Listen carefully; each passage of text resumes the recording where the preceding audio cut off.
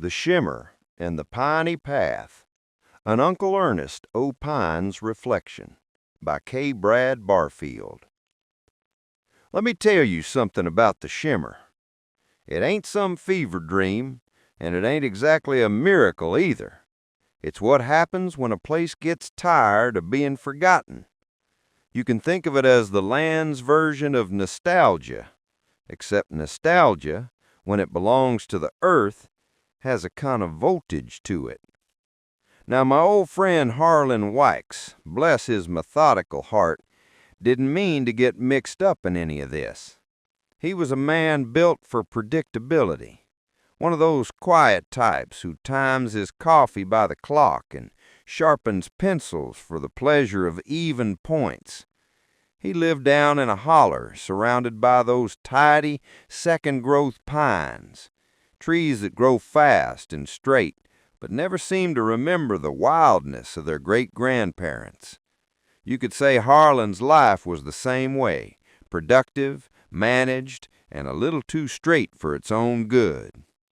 Then came the stereo, a top-of-the-line contraption, shiny as a hubcap and smarter than it had any right to be.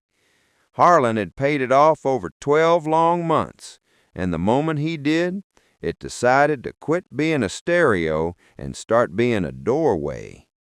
The thing played one song, Half Light by Two Man Dandy, and no matter what buttons he pressed, that was all he got, a shimmering melody that bent time in half. At exactly 6:06 a.m., when that tune hit its bridge, the air went electric.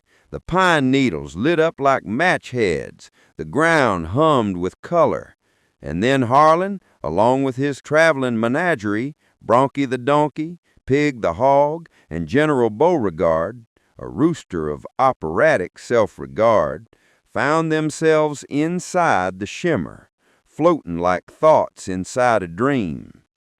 Now, I'm not saying I fully understand what the Shimmer is, but I'll tell you what it did. It remembered.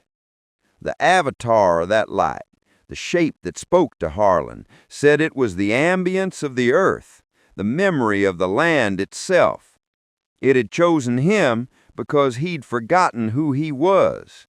That amnesia made him still enough to listen. You see, the past doesn't trust busy people. It needs someone quiet to hold it still enough long enough to speak. So the Shimmer turned Harlan into its caretaker, its archivist, its repairman of memory. Each night that glowing trail, the piney path, would unfurl across Ashley County like a ribbon of living history. And the things they saw weren't written in any book. They saw the land convulse in 1812 during the New Madrid earthquakes, the very bones of Arkansas rearranging themselves.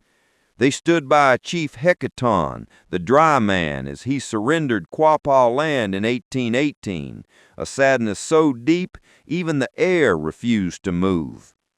They watched Surveyor Nicholas Reichter cut the great wilderness into tidy sections in 1826, laying down the first grid on a land that once moved like water. They watched the freedom trial of Abby Guy in 1855, a mother who had to prove her humanity before a jury of men. And they stood by during the skirmish at Longview in 1864, where neighbor fought neighbor under the banner of two broken flags. But the heart of the journey wasn't in war or politics, it was in timber. The Shimmer led them through the rise of Crossit, that strange company town Cap Gates built from rejection. When Hamburg's elders turned him away, afraid of sawmill folk and change, he went into the pines and made a city that never slept. They saw the mill roar to life, the steam rise like prayer, and the men shuffle in and out with scrip instead of money, paid in promises, not wages. They saw the peckerwood mills of the 1920s, tough men with little mills that chewed through pine faster than conscience could keep up with. And they saw the 1960s plywood plant, a marvel of industry that turned local wood into national profit. History always has two sides, and the Shimmer showed them both.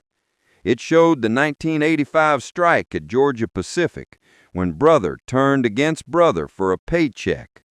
Harlan and his crew carried a letter between them, an olive branch folded in paper, and for one quiet moment the ghosts of bitterness stood still.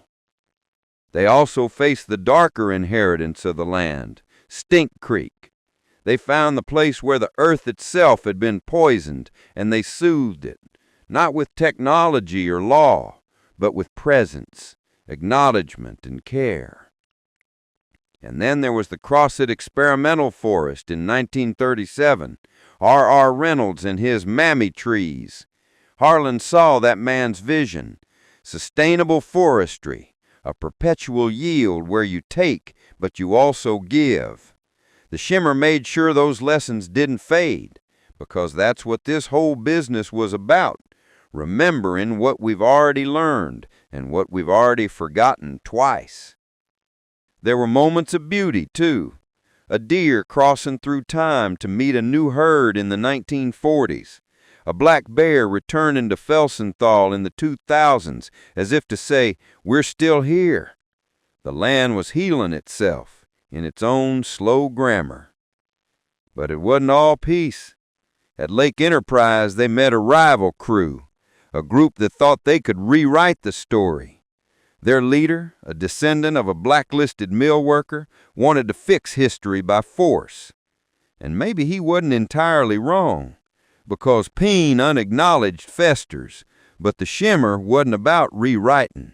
It was about remembering. The two sides collided, light against light, and when the dust settled, Harlan finally remembered who he was. His people had always been keepers of stories. That was their work, stewardship through memory. In the end, the avatar of the Shimmer offered him a choice: forget everything, go back to his predictable life, or stay and guard the archive of the earth's remembering. Harlan didn't hesitate. He chose to stay. Now the Shimmer still hums at 6:06 a.m., faint as dawn mist, and if you drive through those pines and listen close, you might hear half-light playing from nowhere, or see a faint glow at the edge of the tree line. That's Harlan and his crew, Bronchi, Pig, and the General, walking the piney path, keeping the stories from slipping away. And me? I sit on the porch, coffee in hand, and I think maybe that's all any of us can do. Walk our patch of ground and keep its memory alive, because every acre in Ashley County has something to say if you know how to listen. The land remembers. It always has. The trick is finding someone humble enough to listen when it starts to speak.